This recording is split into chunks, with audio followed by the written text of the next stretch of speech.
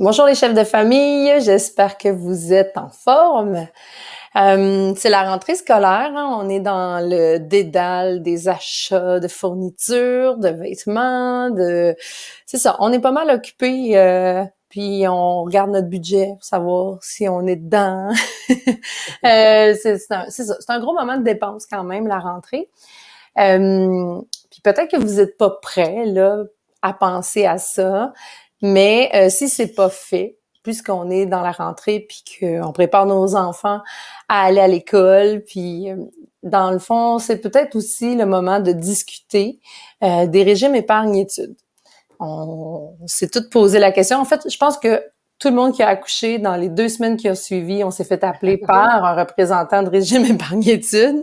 Ils sont là, ils nous attendent. Hein? Il y a plein de compagnies. Là. Il y a Universitas qui est maintenant Kaleido. Il y a en fait toutes les institutions bancaires en offrent aussi. Mais c'est quand même un investissement important.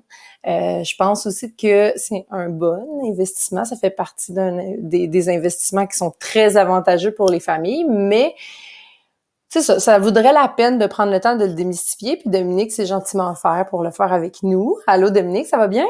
Salut, ça va bien? Vraiment. Toi? Oui, ben oui, Oui? ça va bien. C'est la course folle, comme tous les Oui? parents en ce temps-ci de l'année, mais ça va bien. C'est quand même une période qui est effervescente. Là. C'est le fun, la rentrée scolaire. Moi, j'ai toujours aimé ça. Mais bon, on rentre dans le vif du sujet. Je ne sais pas si vous avez des régimes épargne-études. Peut-être que vous avez fait un choix pour un enfant puis que vous allez décider de faire ça différemment pour un autre enfant. Mais mettons qu'on part de la base, là. Les régimes épargne-études pour les nuls. Quelqu'un qui connaît pas ça, Dominique. Oui. Comment ça marche, les régimes épargne-études? Comment ça fonctionne? En fait, on peut commencer en disant qu'il y a 3 types de régimes épargne-études. Le premier type, c'est les régimes familiaux. Mhm. Ça veut dire que j'ai un régime dans lequel j'inscris plusieurs enfants. Oui. Si mes enfants vont pas aux études, ben, je peux transférer d'un à l'autre les montants qui sont pas utilisés si un d'eux étudie pas. Donc, Mhm. c'est comme un gros compte dans lequel là, on dépose Comme, tout l'argent, puis après, on répartit. c'est ça, comme un investissement pour la famille. Exactement. OK. Le deuxième type, c'est le régime individuel. Ça veut dire que c'est un régime, un enfant, un régime. Et le troisième type, c'est le régime collectif. Les régimes collectifs, ce que c'est qu'on est plusieurs parents, plusieurs cotisants à mettre de l'argent en commun.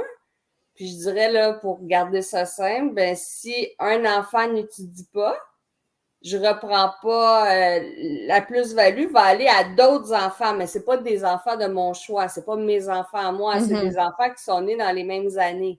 Ça va OK. être un repartage de l'épargne. Donc, les enfants qui étudient risquent d'avoir des montants qui avaient des rendements qui avaient été faits par les enfants qui n'ont pas étudié. Donc, j'ai la chance d'avoir plus OK.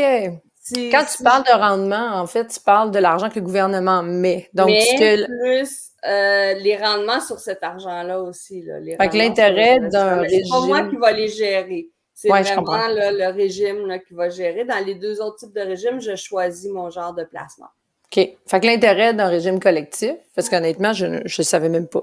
J'apprends, je pense que je vais apprendre des choses avec toi. Des fois, on fait des choix bien vite quand nos enfants sont bébés, là, on est bien pressés. Puis Oui, l'intérêt d'un régime collectif, c'est d'espérer, un peu comme, pas comme la bourse, mais c'est comme un placement où on se dit, ben peut-être qu'on va avoir je plus, dirais, qu'on va, là, il y a des gagnants, il y a des perdants. c'est ça. Les gagnants, ce sont les enfants qui vont aux études. Mhm. Les perdants, c'est les enfants qui iront pas aux études dans ce groupe-là. C'est un peu comme une assurance collective. Il y a des OK. gagnants, il y a des Ben oui. perdants. Mhm. Ceux qui C'est vont intéressant. bénéficier du service sont les gagnants, puis ceux qui ne bénéficieront pas, ben, sont les perdants. Là, si OK. on veut simplifier, là. C'est Parfait. plus compliqué que ça. Puis, ben, dans ce type de placement-là, en fait, c'est qu'on n'est pas les seuls à contribuer. Nous, on contribue, mais le gouvernement contribue aussi. Donc, comment ça fonctionne exactement? Exactement. Il y a comme deux grands avantages au régime épargne-études. Bon, d'abord, il faut dire que quand je mets l'argent, il ne se passe rien. C'est pas comme un REER. J'ai pas de déduction quand je fais mes impôts. Il se passe vraiment rien. Je prends de l'argent, je le mets là. Ce qui se passe, l'avantage, c'est que là, j'ai les gouvernements du Québec et du Canada qui vont venir rajouter de l'argent dans le régime, qui vont venir mettre des subventions. Donc, je vais avoir dans mon régime et ma cotisation et mes subventions qui vont faire du rendement. Ça, c'est l'avantage parce que là, le rendement, il ne sera pas imposable, lui. Ça ne sera pas un revenu annuellement. Donc, j'accumule de l'argent à l'abri de l'impôt. OK.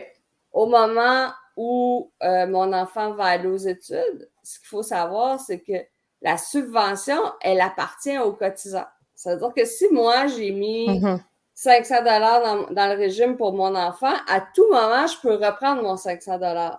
Ça m'appartient à moi. Je ne le donne pas nécessairement à l'enfant. Au moment où il étudie, je peux décider de lui donner ou pas lui donner. Je peux reprendre mon argent, mais ce n'est pas une obligation. La subvention, elle appartient toujours aux parents ou aux cotisants. Et ce qui appartient à l'enfant, ce qu'on appelle le programme d'aide aux études, les paiements d'aide aux études, c'est la subvention et le rendement qu'il y a eu dans ce compte-là, la plus-value dans le compte. Fait que ça va être ce qui va être le paiement d'aide aux études. OK. Fait que c'est ce qui va faire que je vais mettre de l'argent annuellement, puis comme le gouvernement m'y rajoute une subvention, j'ai du rendement par-dessus ça, mais ça nous permet d'accumuler des montants intéressants pour les études de nos enfants. Et j'imagine que c'est un rare placement où le gouvernement vient nous donner des subventions. C'est pas mal un des seuls. Ben, je dirais que c'est un placement, oui, puis c'est un placement, oui, parce que si je regarde dans le REER, on n'a pas de subvention, mais on a l'économie d'impôt qu'on va repayer plus tard. L'avantage, là, c'est que ça va être imposable au moment où l'argent va être sorti du régime. Par contre, ça va être imposable dans les mains de l'étudiant qui n'a normalement pas de revenus puis des crédits pour études, donc il ne paiera pas d'impôts ou presque pas sur ces sommes-là. Okay. On a vraiment une économie fiscale, puis une économie en plus de la subvention. Puis la subvention peut représenter des montants assez importants. Il y a trois types de subventions. On peut peut-être regarder ça. Oui. Bon. Il y a le gouvernement, on va commencer avec le gouvernement fédéral. Je vais juste trouver mon écran avec le résumé. Ça ne sera pas là. Oui, vas-y. OK. Donc, on va commencer avec Québec. Québec, il va donner l'incitatif québécois à l'épargne études. Ça représente 10 de la cotisation. Après ça, pour les familles à faible revenu, là, il y a moyen d'aller chercher jusqu'à 50 $ supplémentaires sur les cotisations. La subvention à vie, elle va être d'un maximum de 3 600. Je vais donner les grandes lignes, puis après, on va regarder les chiffres parce que c'est ça qui parle le plus. OK, parfait. Après ça, on a la subvention canadienne pour l'épargne études du Canada. C'est la subvention du gouvernement fédéral. Celle-là va donner 20 %. Donc, de base, j'ai au moins toujours 30 % qui est 10 % du Québec. Québec, 20 % du Canada. 20 % du Canada. Ça, là, il y a des maximums annuels, mais si on veut garder ça de base, là, c'est ça. J'ai au moins 30 %. Au Canada, pour les familles à faible revenu, on va venir ajouter 100 $ supplémentaires, jusqu'à 100 $ supplémentaires. Puis la cotisation à vie qu'on va pouvoir recevoir, c'est 7 200 par enfant. Ça représente, là, si on additionne Québec-Canada, c'est 10 800 $ maximum par enfant en subvention. C'est quand même des montants importants. C'est quand même beaucoup d'argent. Oui. Mais il y a un petit inconnu, un petit oublié qu'on entend rarement parler, qui est le bon d'études canadien. Ah, on aime ça quand tu nous sors des petits oubliés comme ça, Dominique, c'est le fun. Je sens que je vais avoir une belle surprise, là. Il n'y a pas beaucoup de gens qui en parlent, pourtant, on devrait en parler plus parce que pour les familles à plus faible revenu, en fonction du nombre d'enfants, le gouvernement peut donner, même si les parents ne font aucune contribution, 500 $ par enfant la première année où on demande le bon d'études canadien. OK. Et après ça, 100 $ par année pour les années subséquentes où le revenu familial qualifie la famille à faible revenu. Il faut savoir, pour qualifier le revenu, c'est le revenu après les déductions REER, ce qu'on appelle la ligne 236 dans la déclaration de la revenu. ligne 236, je note. Donc, ça se peut que mon revenu après ma barre ne me mette pas dans la ligne des familles à faible revenu, mais le revenu que je considère, c'est après mes déductions. Donc, il faut aller voir notre ligne 236, c'est possible que ça fasse que notre famille se qualifie comme étant une famille à faible revenu. Puis, il faut en prendre compte de ce chiffre-là quand on regarde nos retours sur nos REER. Parce que si le fait de prendre mes REER, là, si on revient à la notion REER, j'ai un retour d'impôt, ça fait augmenter mes allocations, ça pourrait aussi me permettre de me qualifier au bon d'études canadien, ce qui viendra encore augmenter davantage mes revenus. OK. Mais mon retour sur mon REER. OK. Mais là, ça, faut en faire la demande, c'est ça? Ben, en fait, oui. C'est sûr qu'il y a une démarche à faire, puis c'est probablement la raison pourquoi c'est mal connu, pas bien connu, parce que c'est pas très payant, ni pour les conseillers qui donnent les conseils, ni pour les banques, d'ouvrir un compte pour tout faire cette paperasse-là pour, en bout de ligne, avoir 500 $ dans un régime. À moins que tu aies 5-6 enfants, là. Là, c'est ça. Mais, oubliez pas que c'est là, puis il n'y a pas personne qui va vous empêcher de l'ouvrir ce compte-là, puis d'aller chercher la subvention. Fait que si on regarde la subvention en chiffres, ça veut dire que quand je cotise, qu'on ne parle pas du bon d'épargne, du bon canadien d'études, parce que pourquoi on n'en parle pas? Là, parce que lui, il est en fonction et du revenu et du nombre d'enfants. Les autres, il n'y a pas de niveau de nombre d'enfants. C'est les mêmes chiffres là, de palier, peu importe le nombre d'enfants. Donc, si on regarde les subventions, si mon revenu familial est en bas de 44 000, je vais avoir le droit à environ 60% de subvention. C'est vraiment bon. C'est un beau placement. C'est un beau retour. Là. Il y a des on est niveaux, chanceux. Là.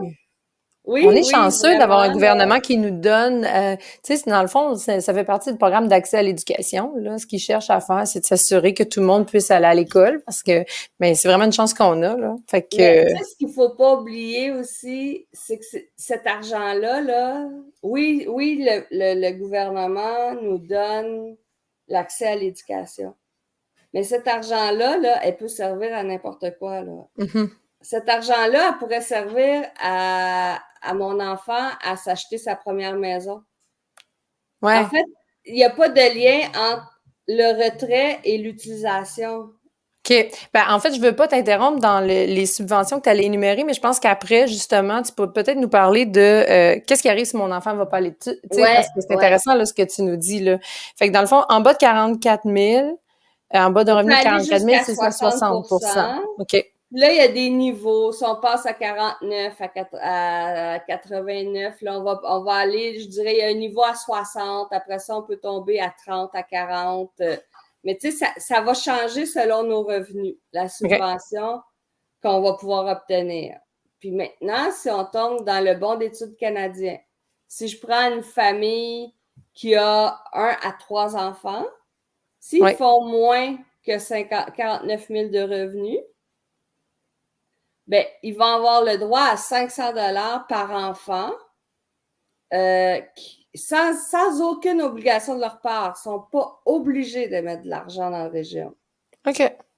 Après ça, il y a des paliers avec le nombre d'enfants. Si j'ai une famille de 5 enfants, on parle d'un revenu familial de 61 600.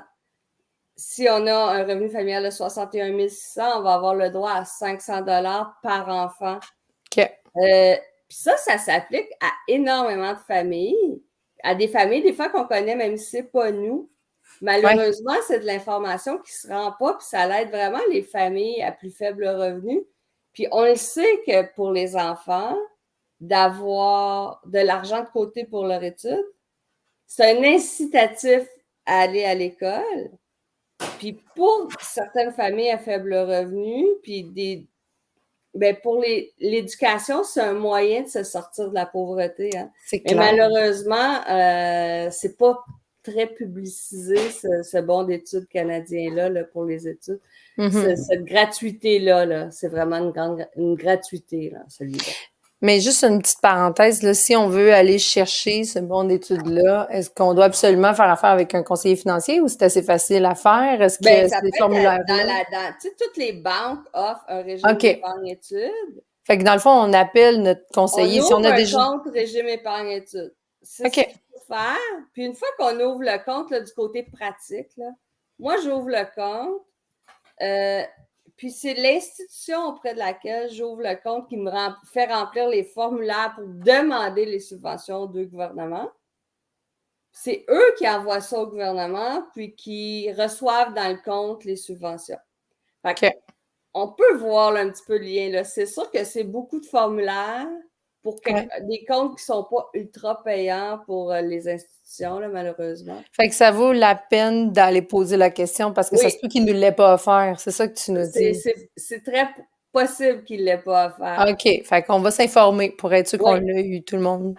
C'est quand même, je veux Exactement. dire. Puis l'autre chose que je veux dire, il faut faire attention, de plus en plus, il y a des entreprises qui font, je pense là, au trading d'actions, les gens ouvrent des comptes en ligne, là, des comptes à escompte.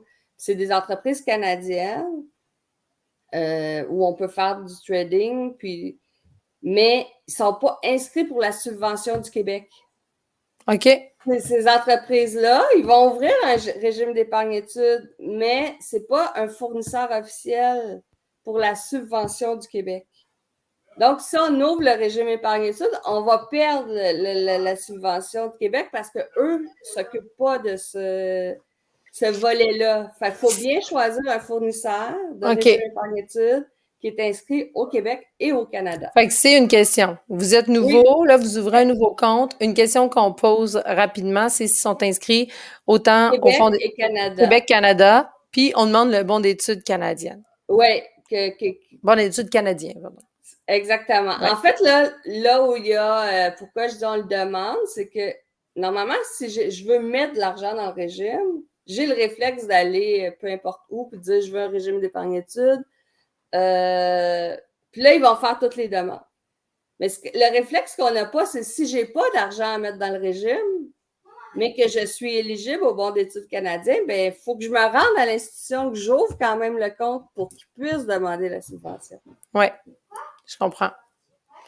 Donc, ça, c'est pour le bon d'études canadien. Oui. Des fois, j'ai des petits-enfants qui popent autour de moi. Il faut que je leur rappelle que je suis en train d'enregistrer. C'est ça, mes petits yeux qui regardent à gauche ou à droite.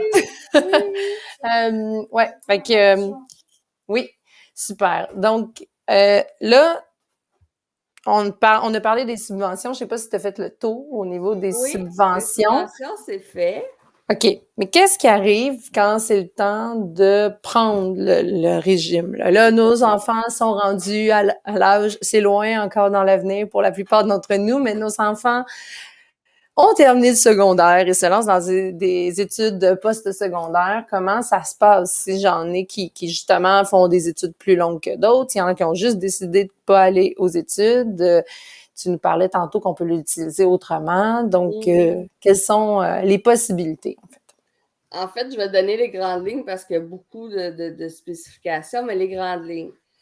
Si mon enfant va aux études, je vais devoir fournir la preuve qu'il est aux études dans une institution qui est reconnue. C'est assez simple, c'est assez large comme étude. À partir de ce moment-là, bon, la première session, j'ai une contrainte de montant parce qu'on ne veut pas juste qu'ils s'inscrivent à un cours et qu'on vide le compte. Donc, la première session, j'ai une contrainte de montant, puis à partir de la deuxième session, normalement, là, je peux pas mal tout sortir l'argent qui est dans le régime. Je vais décider, moi, au moment où mon enfant étudie, quel montant je veux lui laisser retirer et qu'est-ce que je fais de ma subvention. Est-ce que je lui laisse, je peux décider de dire à l'entreprise qui a émis le régime, ben versez-lui tel montant de la subvention, tel montant du paiement d'études, paiement d'aide aux études, Ou je peux reprendre ma subvention aussi. En tout temps, je peux reprendre ma subvention. En fait, c'est comme si je mets mon argent là pour avoir les subventions, faire du rendement, mais cet argent-là m'appartient. OK, mais les subventions, je suis sûre que je comprends bien, là. Dans le fond, les subventions, ils appartiennent à l'enfant. Donc, je peux reprendre mon placement, mais pas mes subventions. Exactement. OK, Non. c'est bon. Moi, je peux reprendre ma cotisation. C'est Qu'est-ce ça. que l'argent qui a été déposé qui a fait tout déclencher le système? Ouais. Fait que si mon enfant étudie, ben je décide un peu, là, je suis maître à barre, là, puis je décide combien il peut prendre, puis à quel montant je lui donne. Est-ce que je Ça, lui... ça peut aussi nous donner peut-être un certain contrôle de dire on va te donner, je vais te donner les subventions parce que ça, on peut pas le prendre. Donc, c'est à lui, il faut qu'il gère, mais dire le placement, moi, je vais en garder, mais je vais te le donner, mais c'est moi qui vais le gérer. Exactement. C'est à nous de décider. Puis ce qu'il faut savoir, justement, c'est que, tu sais, si mon enfant va, je prends un exemple, au cégep, au coin de la rue, ça coûtera pas si cher que ça, ces études-là. Ce qui coûte cher, en général, c'est quand mon enfant décide d'aller étudier à l'extérieur. Ouais. Mais sinon, bon, cet argent-là n'est pas obligé de servir aux études. Il n'y a pas un lien avec les études. Il y a un élément déclencheur qui nous permet de ressortir les subventions, la plus-value et tout. Ouais. Donc, c'est assez Ah large. ouais, je comprends. Ça peut servir. Je peux dire à mon enfant, ben regarde, t'en as pas besoin, mais on va la sortir parce qu'on peut la sortir, puis on va s'assurer de ne plus perdre ces subventions-là et ce rendement-là. Mais cet argent-là, c'est sûr que le chèque va être émis à l'enfant, là. Ça, c'est clair, parce que c'est lui qui est aux études. Mais cet argent-là pourrait servir à acheter une première maison, à acheter un véhicule. Il n'y a pas de lien entre l'usage de l'argent une fois qu'elle est sortie et les études. OK. Ben ça, c'est vraiment intéressant, pour vrai, parce que c'est le genre d'affaires qu'on se pose comme question. Là, on sait pas où on va être au moment où nos enfants vont partir à étudier après le secondaire. On va-tu avoir les moyens? On n'aura-tu pas les moyens? On va-tu avoir d'autres placements pour les aider? Mais non, mais c'est très intéressant. Puis tu sais, ça pourra faire un autre sujet, là, mais tu sais, quand nos enfants sortent, ils sont pas encore très, très matures pour gérer de l'argent nécessairement. Fait que c'est le fun de savoir qu'on va avoir un certain contrôle sur cet argent-là, que ça sera pas tout à eux. Tu sais, ce que j'ai fait, moi, quand je suis sortie du secondaire, j'étais allée étudier ailleurs. Fait qu'effectivement, j'avais un appartement, puis tout ça. Puis j'ai eu... moi, mes parents, il n'y avait pas de placement régime épargne-études. Fait que j'ai eu des prêts puis des bourses. Puis je pense que la première, je l'ai flobée en 2 mois. Fait que... Mais, oui, c'est ça, c'est pas... on peut pas leur laisser nécessairement tout entre les mains. Peut-être qu'à un moment donné, on pourra... quand j'étudiais, il y a un de mes profs qui disait, il parlait c'est un autre sujet, là, de contrôler si on décède jeune, l'argent qu'on donne à nos enfants, de mettre l'argent en fiducie pour pas qu'il y ait la pleine gestion de leur argent s'ils sont jeunes. Et il disait, prenez n'importe quel enfant, aussi intelligent qu'il soit, s'il reçoit une grosse somme d'argent, il va avoir un autosport rouge dans sa cour. C'est clair. C'est clair. Parce qu'il n'y a pas cette notion-là, il n'y a pas les outils de gérer de l'argent. Donc, oui, mais c'est sûr que ça prend la signature du parent pour sortir l'argent aussi. Ouais. Donc, il y a une discussion qui peut être ouverte avant que le chèque soit déposé dans le compte de l'enfant. Là. On espère être encore là pour vous parler de ça quand vos enfants vont sortir du secondaire. J'en espère que les belles combines vont vous suivre jusque-là. Maintenant, si il étudie pas, mon enfant, qu'est-ce que je peux faire? Je peux donner ce régime d'épargne d'études-là à d'autres enfants. Il y a des règles, mais je peux aussi donner ce régime d'épargne d'études-là à d'autres enfants. Si je suis dans un régime collectif, si mon enfant n'étudie pas, je peux reprendre mes cotisations, mais tout le reste est perdu. Ouais. Si je suis dans un régime familial ou individuel, les enfants n'étudient pas, on arrive à la fin du régime. Là. Il n'y en a plus d'enfants qui vont étudier, puis on arrive à la fin. Le gouvernement va reprendre ses subventions parce que les subventions, elles sont acquises quand un enfant étudie. S'il n'y a pas d'enfant qui étudie, ben, le gouvernement va reprendre ses subventions, mais la plus-value, le gouvernement va reprendre ses subventions, le cotisant peut reprendre ses cotisations sans aucun impact, comme toujours. La plus-value de tout ça, l'enfant, il n'y aura pas accès, ça va revenir au cotisant. Le cotisant pourra, s'il décide de reprendre cet argent-là, il va avoir son impôt avec une pénalité par-dessus. Fait que c'est assez... on parle de 22 là, d'impôt supplémentaire à l'impôt normal sur déplacement. Quand même. Mais il y a aussi une possibilité, si j'ai de l'espace REER, de transférer cette plus-value-là dans mon REER. Jusqu'à un maximum de 50 000. Je dirais que c'est pas mal l'option qui est prise, là. Il n'y a pas tant de régimes que ça que les enfants ne vont pas du tout aux études, là, parce qu'on parle de vraiment programmes post-secondaires. Peut-être que quand ces régimes-là ont été mis en place, il y avait moins de jeunes qui se rendaient au cégep puis à l'université. Maintenant, c'est plus commun comme étude, là, donc... mais il y a toujours la possibilité de transférer dans mon REER. Fait que 50 000, c'est quand même une somme qui est assez importante. Ben oui. C'est clair. Puis on peut souvent le planifier là, quand on le voit, si notre enfant va étudier ou pas. Puis avant de mettre fin au régime, on peut arrêter de cotiser à notre propre REER pour créer de l'espace REER et transférer le régime d'épargne-études. Est-ce qu'il y a beaucoup de régimes épargne-études qui couvrent les professionnels? Tu sais, est-ce que notre enfant va faire un DEP? En fait, c'est pas les régimes épargne-études, c'est des règles du gouvernement. Et oui, les régimes, les études professionnelles sont couvertes. C'est assez vague comme couverture, là. C'est pour ça que c'est rare qu'on réussira pas à qualifier. Premièrement, c'est une session. Puis s'il y a beaucoup d'argent en jeu, c'est une belle motivation pour le jeune de la faire, sa session, là, je dirais, là. C'est sûr que l'argent n'arrive pas tout, puis ça va arriver que les jeunes ne vont pas aux études. Mais quand même, là, il y a plusieurs façons là, d'aller chercher, de s'assurer de ne pas perdre la subvention, là, je dirais. Fait que c'est dans la majorité des cas, on va la chercher. On va la chercher, oui. C'est bon. Oui, ben, c'est encourageant. Ça donne le goût. Fait que tu sais, c'est comme quasiment un placement obligé. Là, moi, ce que je retiens de la conversation qu'on a eue, c'est... Exemple de priorité, je dirais, c'est sûr qu'il faut avoir l'argent. Ben, si on est à faible revenu, qu'on se qualifie là, on peut avoir des régimes épargne-études sans vraiment le mettre dans notre budget, au moins avoir un minimum. Après ça, ben, qu'est-ce que je priorise? Mon REER, mon régime épargne-études? Ça dépend de ma capacité aussi. Ça dépend de ma situation, parce que si je veux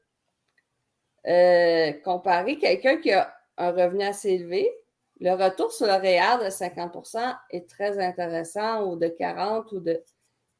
Puis eux vont avoir le droit à la subvention de 30 % seulement. Parce qu'ils vont être dans les familles avec les revenus les plus élevés. À l'inverse, si j'ai un faible revenu, mon retour sur mon REER va être très bas parce que mon taux d'imposition est très bas. Puis mon retour sur mon régime épargne-études, lui, va être élevé parce que je me qualifie aux subventions supplémentaires. Donc, il n'y a pas de réponse, encore une fois, universelle. Il y a mon analyse de mon dossier à moi, et c'est probablement une réponse qui n'est pas la même à toutes les années. Ben non, c'est ça que j'allais dire. Si je suis une année où j'ai un congé de maternité, mes revenus sont plus bas. Il y a plein de choses qui peuvent faire qu'une année, en vieillissant, souvent nos revenus augmentent. Donc là, peut-être qu'il faut revoir un peu nos placements. Mais une chose est sûre, c'est que d'avoir une diversité de placements, c'est intéressant. Oui. Puis de pouvoir jouer aussi, avec ça. Parce que est-ce que je veux payer... Admettons qu'on est à peu près au même rendement. Est-ce que je veux vraiment donner de l'argent à mes enfants avant de mettre ma retraite à moi de côté? Il y a une question de valeur aussi. Il y en a qui ne veulent pas payer les études pour les enfants. Là. Il n'y a pas une bonne réponse, mais il faut s'arrêter pour y penser. Ben oui, c'est clair. Puis d'avoir des bons conseils, ça aide tout le temps parce que c'est ça. On le répète, je pense, à chaque capsule, je finis de même. C'est pas grave, je pense que c'est important. Aller chercher les informations, ça nous enlève un poids tout le temps de dire j'ai fait les bons choix, puis je le sais, puis je comprends, puis ça prend du temps, on comprend pas du jour au lendemain là, des fois il faut se le faire réexpliquer 3, 4 fois parce Ouais, que c'est pas ouais. simple. C'est pas Puis pour simple. avoir quelqu'un, tu sais, si j'ai un conseiller qui est spécialisé en régime épargne-études, mais ça veut pas nécessairement dire que les autres connaissances fiscales pour faire la comparaison entre les deux, si je cotise là versus si je cotise là, qu'est-ce que je fais? Est-ce que je pourrais prendre des REER pour diminuer mon revenu, puis mon retour d'impôt, le prendre pour le mettre dans le régime épargne-études de mes enfants? C'est peut-être une stratégie qui Ouais. est valable, mais c'est du cas par cas. En tout cas, une chose est sûre, c'est que c'est payant de s'informer, Oui. c'est payant de discuter avec des gens qualifiés. Donc, je répète que si vous aimez les conversations qu'on a avec Dominique, elle est disponible aussi pour répondre à vos questions. C'est son travail, fait qu'hésitez pas à la contacter. Puis, encore une fois, on sort de là un petit peu plus éclairé, une discussion qui a été très enrichissante. Même moi qui a déjà quelques régimes épargne-études derrière la cravate, j'ai des questions à poser à ma conseillère. Fait que merci beaucoup, Dominique, encore une Ça fois. fait plaisir. Puis on se retrouve la semaine prochaine pour parler d'un autre sujet relatif à nos dépenses familiales. Excellent. Merci. Merci. Bye. Bye.